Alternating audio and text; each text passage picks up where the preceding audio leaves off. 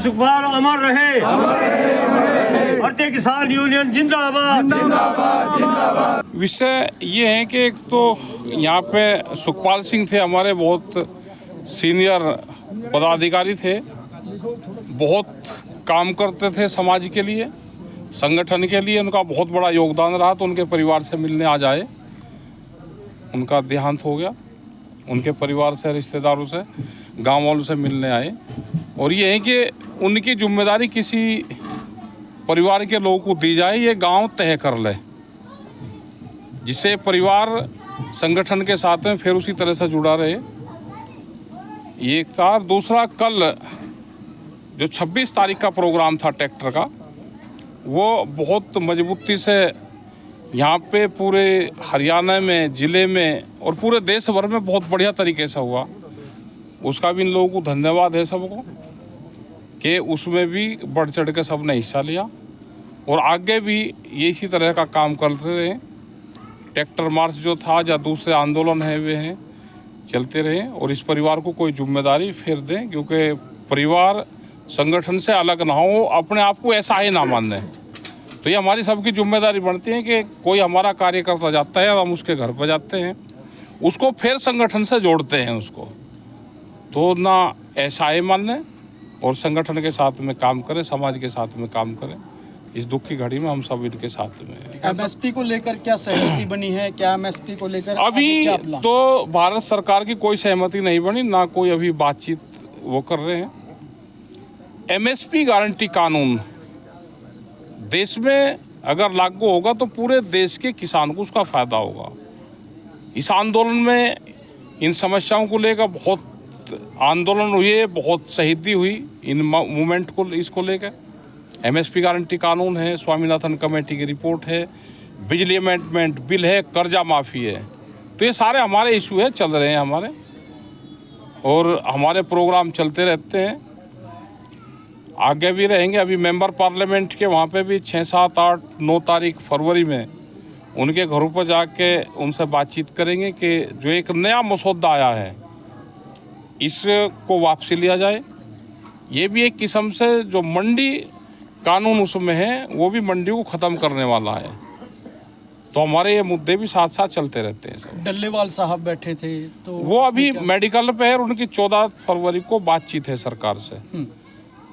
वहाँ की उनकी कमेटी है, वो कमेटी उसका खूब निर्णय ले। हम उनके साथ में हैं, उनसे सरकार बातचीत से समाधान करे, वैसे नहीं, बातचीत से। टिकैत साहब, आपने कर्जा मुक्ति की बात कही, सरकार ने 2,500 करोड़ माफ किए हैं व्यापारियों को। व्यापारियों का ही तो हो रहा है ना, और व्यापारी में भी छोटे दुकानदार का नहीं हो रहा। बड़े उद्योगपति है उसका कर्जा माफ हो रहा है। जो हमारे गांव का दुकानदार है, हमारे जो शहर का छोटा दुकानदार है, वो तो कर्जे में है, लेकिन बड़े व्यापारियों का कर्जा माफ हो रहा। उसका नुकसान देश के किसान को, गरीब को, आदिवासी को, जो छोटा दुकानदार है उनको, उसका सबको नुकसान है। ये छोटे दुकानदार को ख़त्म करना चाहते हैं, साप्ताहिक बाजार ख़त्म करना चाहते हैं। किसान को ख़त्म करेंगे, उसकी ज़मीन नहीं जाएगी, महंगाई बढ़ेगी, कर्जा बढ़ेगा, ज़मीन जाएगी। अगर इसी स्पीड से सरकार चलती रहे तो 30-40 साल में किसान की 70% ज़मीन बड़े उद्योगपति के पास में चली जाएगी।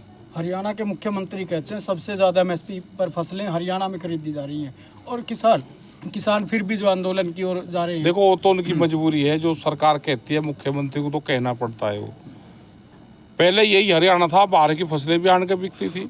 आज हरियाणा के किसान की फसलें चढ़ती है, पूरी बिकती नहीं।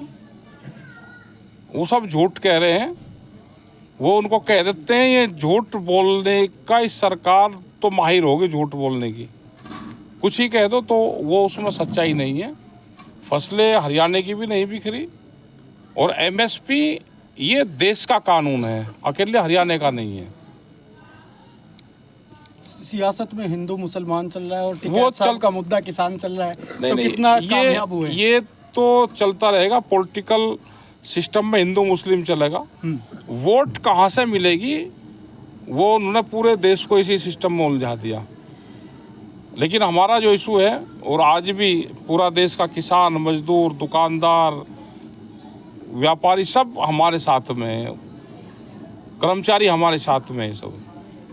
उनका भी पेंशन का मामला है, लेकिन सरकार अपना उसी इशू पर लग रही है, हिंदू मुस्लिम पर उस पर लगी हुई है सरकार। ठीक है साहब, दिल्ली में चुनाव है, भाजपा कहती है कि हमने हरियाणा में विकास करके दिया, और कोई विकास करके नहीं दिया, धोखाधड़ी कोई विकास नहीं कहते। और अगर उनको फिर से वहाँ पे चुनाव फेयर हो जाए तो वहाँ पे वही फिर रिपीट होगा, जो पहले सरकार थी वही रिपीट होगी। उसने विकास तो उसने करा क्या है, अगर मॉडल देख रहे हैं तो दिल्ली का देख सकते हो जी। तो कुंभ में आप भी जाके आए हैं सर? कुंभ में सबको जाना चाहिए। कुंभ हमारा धार्मिक आस्था का केंद्र है, उसमें सबको जाना चाहिए। कुंभ किसी एक पार्टी का नहीं है।